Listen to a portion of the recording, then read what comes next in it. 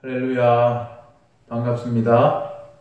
오늘도 예배하는 목양교회 성도들에게 하나님께서 크고 놀라운 은총을 내려주시기를 기원합니다. 오늘은 누가복음 17장 22절에서 37절 인자의 날이 오면 이라는 제목을 가지고 하나님 말씀을 증거하겠습니다. 지난 시간 우리는 하나님 나라에 대한 말씀을 함께 보았습니다. 바리새인들이 예수께 하나님의 나라가 어느 때에 임합니까? 굉장히 좀 신앙심이 돈독해 보이는 그런 질문을 했습니다. 그러나 사실 이 질문 속에는 예수님에 대한 어떤 반감을 찾아볼 수가 있습니다. 왜냐하면 이스라엘 사람들은 아주 오랫동안 하나님 나라를 기다렸는데 어느 날 갑자기 나타난 예수가 자신이 메시아라는 것을 간접적으로 드러내고 있고 또 많은 사람들이 그를 메시아로 추정하는 것을 보면서 바리새인들이 이런 질문을 한 것입니다. 아직도 여전히 외세에 짓눌려 살아가는 이스라엘 그 자기 나라를 보면서 아직 하나님 나라가 오지 않고 진정한 메시아가 오지 않았음에도 불구하고 자신이 메시아인 것처럼 행동하는 예수를 향해서 너는 무슨 특별한 징조가 있길래 하나님 나라 운운하느냐? 이제 그런 식으로 질문을 한 것입니다. 그런데 예수님 답변은 단호했습니다. 하나님 나라는 볼 수 있게 임하는 것이 아니요 또 사람들이 말하듯이 여기 있다 저기 있다 할 수 없다. 하나님 나라는 이미 너희 안에 있다 하셨습니다. 바리새인들이 이게 하나님 나라 표적일까 저게 하나님 나라 표적일까 아무리 찾고 관찰해도 하나님 나라를 찾을 수 없다는 말씀입니다. 예수께서 하나님 나라가 너희 안에 있느니라 이 말씀은 이미 메시아가 왔고 이 땅에서 하나님 나라가 시작되었다는 것을 말씀하고 있습니다. 이와 같이 유대인들도 하나님 나라를 마찬가지로 기다렸지만 그들이 바라던 메시아, 그들이 바라던 하나님 나라는 오지 않았고 영원히 오지 않을 것입니다. 결국 예수님 말씀처럼 이 유대인들의 생각은 예수님과 아주 많이 달랐고 엇박자가 나고 있었습니다. 하나님은 예언자들을 통해서 새 언약으로 내 백성을 부를 것이라 했는데 이스라엘 사람들은 자기 민족의 회복만을 갈구했기 때문입니다. 그래서 눈앞에 메시아를 두고도 그들은 자기들의 메시아, 자기들의 하나님 나라를 찾고 있었던 것이죠. 오늘은 여기서부터 이어지는 말씀을 보고자 합니다. 그런데 예수님께서 말씀하시는 이 상대가 바리새인들에서 제자들로 바뀌었습니다. 바리새인들에게 하나님 나라가 너희 안에 있다 이 말씀을 하신 후에 예수님은 제자들에게 말씀하셨는데 본문 22절입니다. 또 제자들에게 이르시되 때가 이르리니 너희가 인자의 날 하루를 보고자 하되 보지 못하리라. 예수님은 갑자기 인자의 날을 말씀하셨습니다. 앞에서 하나님 나라를 말씀하셨는데 여기서는 인자의 날이 나왔습니다. 인자의 날이 뭘까요? 인자의 날을 알려면 인자가 무엇인지를 알아야 할 것입니다. 인자라는 말은 성경에 많이 나오는데 이 말 자체를 놓고 보자면 사람의 아들이라 하는 뜻이 있습니다. 신약 성경에 나오는 헬라어 원어로도 보면 피오스 투 안트로프 그냥 사람의 아들 이런 뜻입니다. 이 사람의 아들이라는 표현은 당시 아람어나 히브리어 발 에나샤 벤 아담 이런 말을 그냥 축자적으로 번역한 것입니다. 그래서 사람, 한 사람, 어떤 사람 이런 뜻을 가지고 있는 말입니다. 하지만 학자들은 이 성경에서 인자라는 말을 다른 표현으로 바꿔서 쓰지 않고 이걸 축자적으로 그냥 번역한 것은 이 말에 특별한 의미가 있기 때문이다. 그렇게 보고 있습니다. 일단 구약 성경에도 인자라는 말이 욥기에도 나오고 시편에도 나오는데 제일 많이 나오는 데가 에스겔서입니다. 에스겔서에는 이 벤 아담 이 말이 93번 나오고 있습니다. 하나님은 에스겔을 인자라고 불렀는데 이 인자는 하나님의 영이 임해서 환상 속에서 어떤 하나님의 영이 임해서 하나님의 말씀을 위탁받아서 그것을 들을 수 있도록 택함받은 사람, 그럴 때 인자라는 이 말을 에스겔에게 썼습니다. 그리고 구약의 또 한 군데 다니엘서에도 보면은 이 인자라는 말이 나옵니다. 여기는 인자 같은 이 이렇게 나오는데 케발 에나시, 여기도 사람의 아들 인자 같은 이 이렇게 나오죠. 이 인자 같은 이는 마지막 때에 하나님으로부터 모든 권세를 위임받아서 영원한 왕국을 다스릴 천상의 어떤 인물로 나옵니다.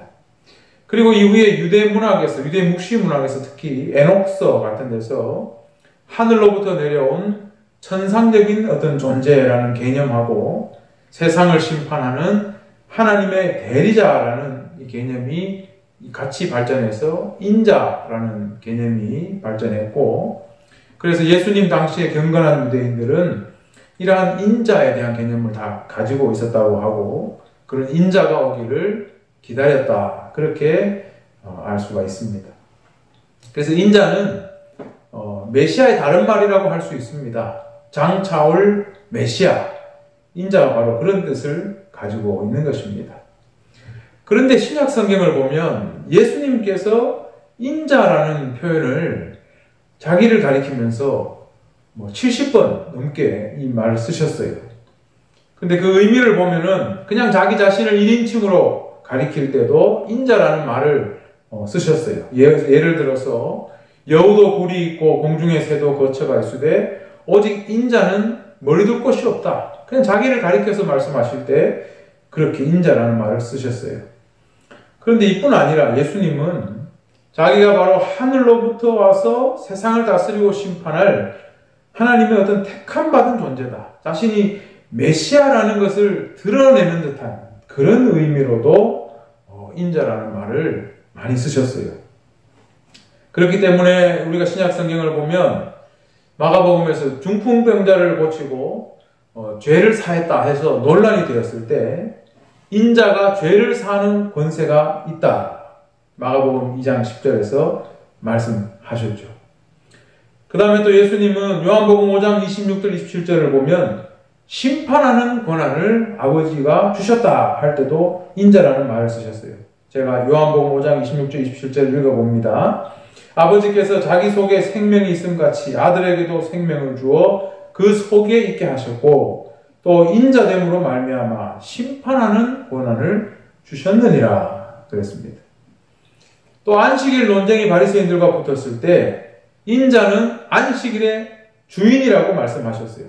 마가복음 2장 27절 28절 말씀인데 또 이르시되 안식일이 사람을 위하여 있는 것이요 사람이 안식일을 위하여 있는 것이 아니라 이러므로 인자는 안식일에도 주인이니라.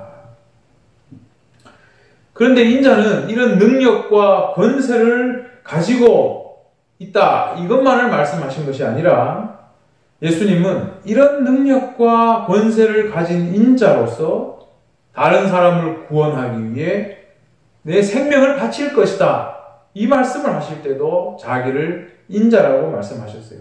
마가복음 10장 45절입니다. 인자가 온 것은 섬김을 받으려 함이 아니라 도리어 섬기려 하고 자기 목숨을 많은 사람의 대속물로 주려 함이니라.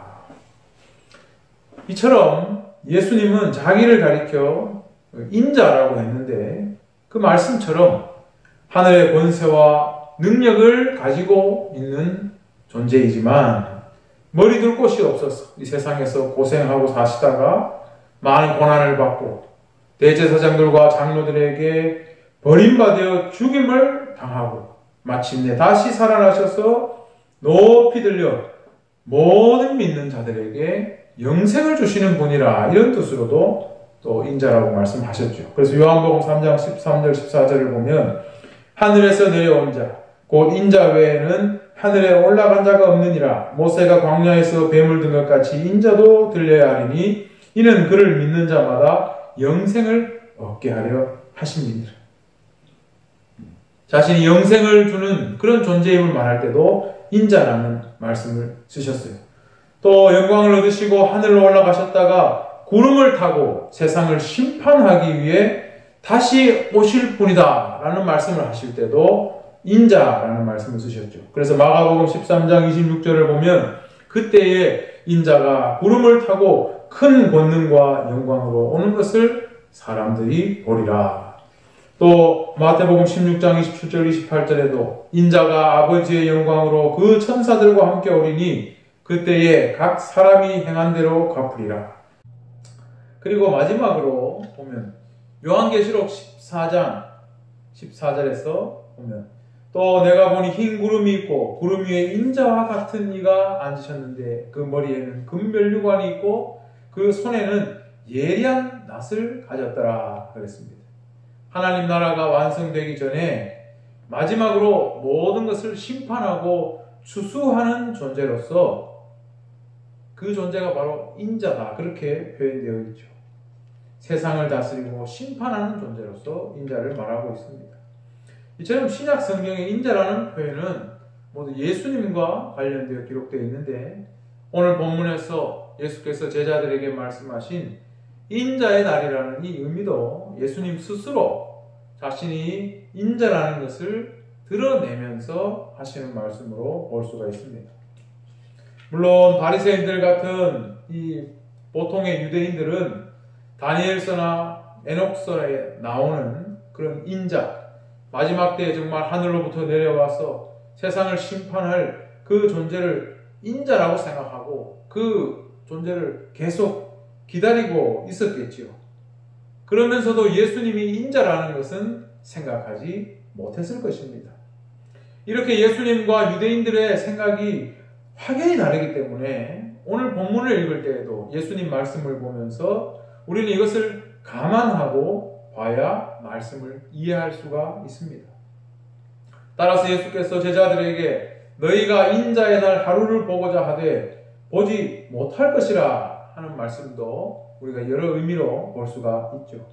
이 말씀을 유대인들에게 하신 것이라면 이미 이 땅에 인자가 오셨기 때문에 유대인들이 그토록 바라던 그 인자의 날은 보지 못할 것이라는 말씀으로 이해할 수가 있습니다. 그런데 이것이 제자들에게 주신 말씀이기 때문에 우리가 다르게 볼 수 있는데 앞에도 때가 이르리니 라는 많은 말씀이 있는 것을 보면 예수께서 말씀하시고자 하는 인자의 날은 이 세상에 대한 어떤 최후 심판을 위해 오시는 날이기 때문에 인자의 날 하루를 본다는 일은 있을 수 없다는 뜻으로 하신 말씀입니다. 인자의 날은 유대인들이 바라듯이 메시아가 나타나서 세상을 심판하고 이스라엘의 그동안 모든 문제가 다 해결되는 그런 날이 아니라 더 이상 되돌릴 수 없는 최후 심판의 날을 의미하는 것이기 때문에 인자의 날 하루를 본다는 것은 있을 수가 없다는 말씀입니다. 그래서 이어지는 말씀을 보면 23절에서 예수님은 사람이 너희에게 말하되 보라 저기 있다 보라 여기 있다 하리라 그러나 너희는 가지도 말고 따르지도 말라 라고 말씀하셨습니다. 왜냐하면 유대인들이 인자의 날이라고 말하는 그 실체를 그들도 제대로 모르면서 이런 이야기를 하기 때문이에요. 그래서 유대인들은 인자의 날을 자기들은 희망을 품고 그날을 기다리고 있었지만 그날이 얼마나 두려운 날인지를 그들 스스로도 모르고 있기 때문에 여기 있다 저기 있다 이런 말을 들어서는 안 된다는 것입니다. 인자의 날은 유대인들에게만 특정해서 알려지는 날이 아닙니다. 특정한 때에 특정한 장소에 어떤 징표를 충족시키면서 인자가 오는 게 아니라는 거예요. 그래서 24절 말씀을 보면 번개가 하늘 아래 이쪽에서 번쩍이며 하늘 아래 저쪽까지 비침같이 인자도 자기 날에 그러하리라 말씀하셨습니다. 번개가 치면 순식간에 하늘로부터 땅까지 번쩍하면서 세상이 밝아집니다. 이처럼 인자의 날은 모든 사람이 볼 수 있게 오는 날이라는 뜻입니다.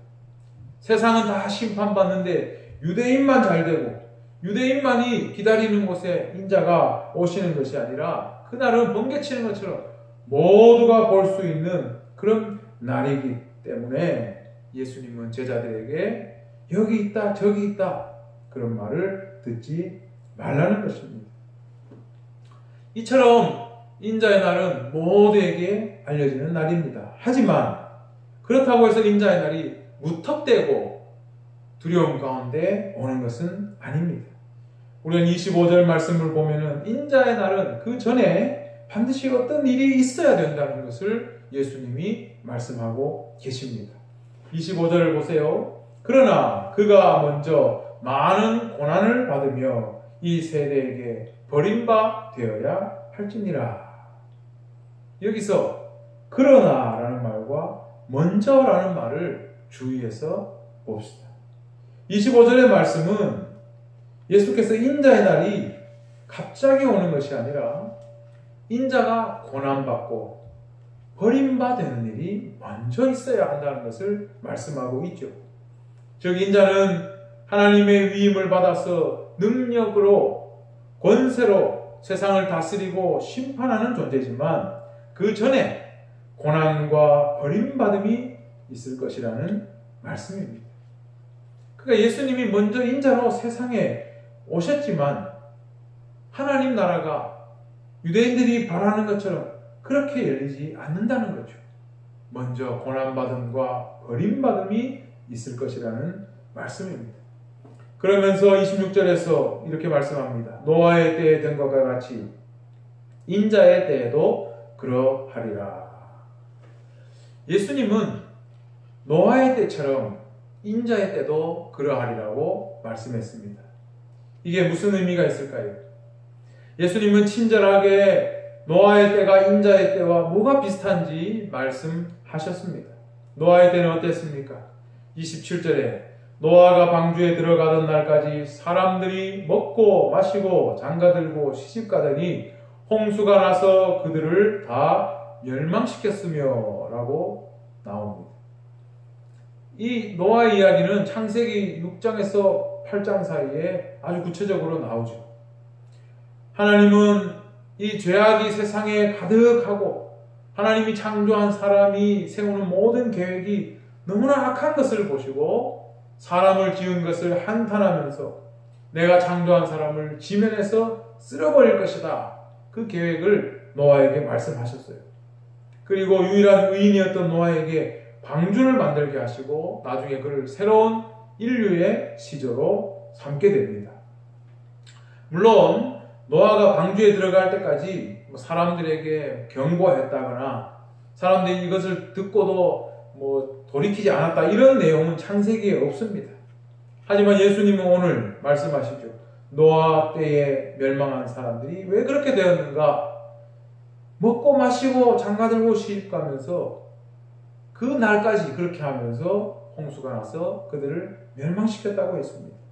베드로전서 3장 20절에도 보면 이와 비슷한 표현이 나옵니다. 예수님이 옥에 있는 영들에게 선포하시는 내용이 나오는데 그들은 전에 노아의 날 방주를 준비할 동안 하나님이 오래 참고 기다리실 때에 복종하지 아니하던 자들이라. 왜 그들이 멸망했는가? 이제 그걸 보여주시는 것이죠. 따라서 노아의 때처럼 인자의 때도 그러할 것이라는 말씀은 심판이 갑자기 들이닥치는 것이 아니라 그 이전에 기회가 있었지만 사람들이 이를 귀담아 듣지 않으므로 멸망하게 된다는 걸 말씀하고 있습니다.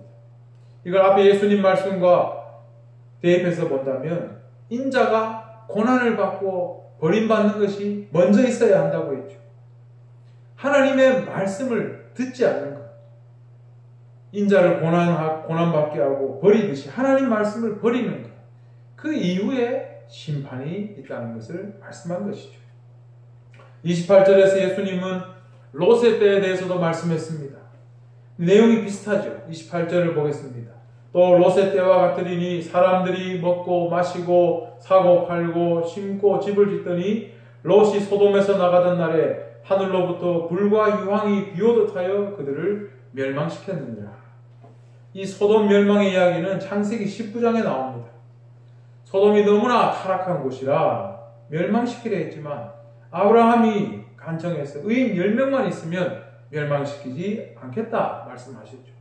하지만 결국 이 타락한 성읍은 10명의 의인이 없어서 결국 멸망하게 되고 하나님은 그 전에 이 롯을 소돔에서 떠나게 하십니다. 여기서도 소돔성 사람들은 노아의 때 사람들처럼 자기 일상생활에 빠져 있어요. 죄악을 회개하고 멸망의 날을 준비하지 않습니다. 따라서 두 가지 사례를 통해 예수님께서 말씀하시고자 하는 것은 멸망이 일상생활을 하는 중에 벼랑간 닥친다는 것을 보여줍니다. 반복해서 하시고 있는 말씀처럼 그들이 먹고 마시고 장가들고 시집가고 사고 팔고 하는 중에 갑자기 들이닥쳐 그들은 심판을 받게 됩니다. 하지만 사실 이것은 갑작스러운 것이 아닙니다. 멸망당하는 사람들이 느끼기에는 갑작스럽게 일상생활 중에 봉변을 당하는 것처럼 느낄 수 있겠지만 노아나 롯의 입장에서 보면 하나님의 심판은 이미 예전에 예고되어 있습니다. 그러나 그들이 준비하지 않았기 때문에 갑작스럽게 느껴지시는 것이죠. 준비하고 있던 노아나 롯은 하나님의 심판에 대한 계획을 들었고 하나님이 도피할 길들을 마련해 주셨고 그래서 노아는 배를 탔고 롯은 소돔성을 떠나서 멸망당하지 않을 수 있었습니다. 결국 인자가 고난받고 버림받는다고 했는데 이것은 하나님의 말씀을 사람들이 듣지 않고 하나님 말씀을 버림으로 인해서 결국은 심판을 받게 된다는 것을 말씀하고 있는 것입니다. 결국 심판은 도래하게 될 것이고 그날이 바로 인자의 날이라는 것을 예수님은 말씀하고 계십니다. 그래서 30절에 인자가 나타나는 날에도 이러하리라 말씀했죠. 결국 인자가 고난받고 버림받듯이 하나님 말씀이 버려지고 사람들에게서 외면당하는 가운데 언젠가 심판이 닥친다는 것이죠. 근데 그 날이 닥치면 어떻게 되느냐? 31절에 그날에 만일 사람이 지붕 위에 있고 그의 세간이 그 집안에 있으면 그것을 가지러 내려가지 말 것이요 밭에 있는 자도 그와 같이 뒤로 돌이키지 말 것이니라. 내용만 봐도 무슨 말인지 알 수 있습니다. 그날이 닥치면 필요한 물건 가지러 집으로 돌아가지 말라는 거죠. 심지어 지붕 위에 있더라도 집 안에 잠깐 들어가서 꺼내올게 이런 것도 하지 말라는 것입니다. 왜냐하면 그 인자의 날, 심판의 날이 닥치면 너무나 갑작스럽고 급박하게 일어나기 때문에 내 생명 하나 건지는 것 외에 다른 생각을 할 겨를이 없다는 뜻으로 이 말씀을 하신 겁니다. 만약에 지진이 나면 우리가 뭘 챙길 여유가 있겠습니까? 살고 봐야 하는 거죠. 인자의 날도 그만큼 급박하다라는 뜻으로 하신 말씀이죠. 그런 의미에서 예수님은 32절에서 롯의 처를 기억하라고 했습니다. 롯의 처는 소돔성이 멸망할 때 롯과 함께 거기를 탈출했지만 미련을 못 버려서 뒤를 돌아보다가 소금 기둥이 된 사람입니다. 그러면서 33절에 말씀하십니다. 무릇 자기 목숨을 보존하고자 하는 자는 잃을 것이요 잃는 자는 살리리라. 인자의 날은 심판의 날이기 때문에 자기 생명 하나 외에 어떤 것도 생각할 겨를이 없음에도 불구하고 주님이 하신 말씀처럼 먹고 마시고 사고 팔고 세상에 대한 미련을 못 버리는 자는 인자의 날에 결국 멸망할 수밖에 없다는 거죠. 생사가 오락가락하는 상황에서도 자기 필요한 것을 챙기는 것, 이건 자기 목숨을 위하여 챙기는 것이지만 결국 그런 행위 자체가 자기 생명을 잃게 만드는 겁니다. 한편 34절과 35절에서는 인자의 날이 되면 데려감을 당할 자와 버려둠을 당할 자가 나뉜다고 말씀합니다. 둘이 한자리에 누워 자다가도 한 사람만 데려감을 당하고 한 사람은 버려진다고 했습니다. 함께 맷돌을 갈다가도 한 사람은 데려감을 당하지만 한 사람은 버려진다 했습니다. 한자리에 누운 사람들은 어떤 사람들입니까? 부부를 말하는 거 아니겠습니까? 세상에서 제일 가까운 사람들. 함께 맷돌을 가는 자는 어떤 사람입니까? 함께 일을 하는 사람입니다. 서로를 가장 필요로 하는 그런 사이죠. 그러나 인자의 날이 되면은 그 운명은 갈릴 수 있습니다. 그것은 사람의 선택이나 필요에 의해 되는 일이 아니라 오직 하나님께서 불꽃 같은 눈으로 판단하시고 결정하시는 일이기 때문에 그렇습니다. 하나님께서 원하는 자는 데려가실 것이고 하나님께서 버리실 자는 버리실 것입니다. 그 기준은 노아의 때나 롯의 때를 통해 이미 말씀하셨습니다. 죄악에 물든 채로 살아가면서도 자신이 그렇게 있는 상태를 모른 채 하나님의 경고의 목소리를 외면하고 인자를 고난받게 하고 인자를 버리면서 그저 자기 자신을 위해서 먹고 마시고 사고 팔고 일상을 사는 사람들은 결국 인자의 날이 임할 때 그 심판을 견디지 못할 것이라는 말씀입니다. 그리고 마지막 절을 보면 그들이 대답하여 이르되 주여 어디 오니까 이르시되 죽음 있는 곳에는 독수리가 모이느니라 하시니라. 이런 말씀으로 끝맺고 있습니다. 갑자기 뜬금없는 말씀이 왜 나왔을까 그런 생각이 들죠. 그러나 주여 어디 오니까 하는 걸 보니까 제자들은 여전히 유대인들처럼 거기 어디입니까? 물은 것 같습니다. 그런데 죽음 있는 곳에는 독수리가 모인다는 이 말은 마태복음 24장 28절에도 나오는 말씀입니다. 이것이 인자의 날과 관련해서 나왔습니다. 죽음 있는 곳에 독수리가 모인다는 뜻이 뭐겠습니까? 독수리가 빙빙 도는 것을 보면 사람들이 하늘을 보고 독수리가 빙빙 도는 걸 보면 거기에 죽음이 있다는 것을 누구나 알 수 있듯이 인자의 날이 되면 이게 유대인만 아는 것이 아니라 모두가 알도록 너무나 분명하게 모든 것이 드러나게 될 것이라는 것을 다시 한번 말씀하신 것입니다. 이처럼 인자의 날은 유대인들이 생각하듯이 인자를 기다리는 사람들에게만 보이는 날도 아니고 그들이 원하듯이 이스라엘이 회복되고 이스라엘이 구원받고 이스라엘만 영광을 누리게 되는 날도 아닙니다. 인자는 이미 오셨습니다. 그리고 인자는 고난받고 버려졌고 사람들의 속죄를 위해 십자가에 죽으셨습니다. 인자의 날은 그렇기 때문에 유대인이든 이방인이든 상관없이 온 세상에 대한 최후 심판의 날이 될 것이고 그날은 누군가에게는 갑자기 들이닥치는 공포의 날이 될 것이고 누군가에게는 예수를 믿고 살아가는 누군가에게는 오래 참고 기다려온 구원과 영광을 바라보는 날이 될 것입니다. 말씀처럼 누군가는 데려감을 입고 누군가는 버려짐을 당할 것입니다. 이것을 누가 합니까? 하나님은 인자이신 예수 그리스도에게 바로 이것을 맡기셨습니다. 예수님은 유대인들의 기대와 다르게 이미 세상에 오셔서 인자로서 세상의 모든 죄를 속하기 위해 자신의 목숨을 버려 사람들을 구원했습니다. 그리고 제자들에게 다시 올 약속을 남기시고 영광 속에서 승천하셨습니다. 따라서 지금 이 시대는 요한일서 2장 18절 이하의 말씀에서 한 것처럼 이 시대는 마지막 때입니다. 그리고 마지막 때라 할 수 있을 만큼 적 그리스도가 이미 많이 출현한 때이고 따라서 우리는 예수 그리스도를 부인하는 자들과 구별되어서 주 안에서 영생의 약속을 붙잡고 살면서 주님께서 강림하실 때 정말 말씀에 나온 것처럼 우리가 담대함을 얻어서 그 앞에서 부끄럽지 않은 자들이 되어야 할 것입니다. 그러므로 인자의 날이 언제 닥칠지 그것은 아무도 모릅니다.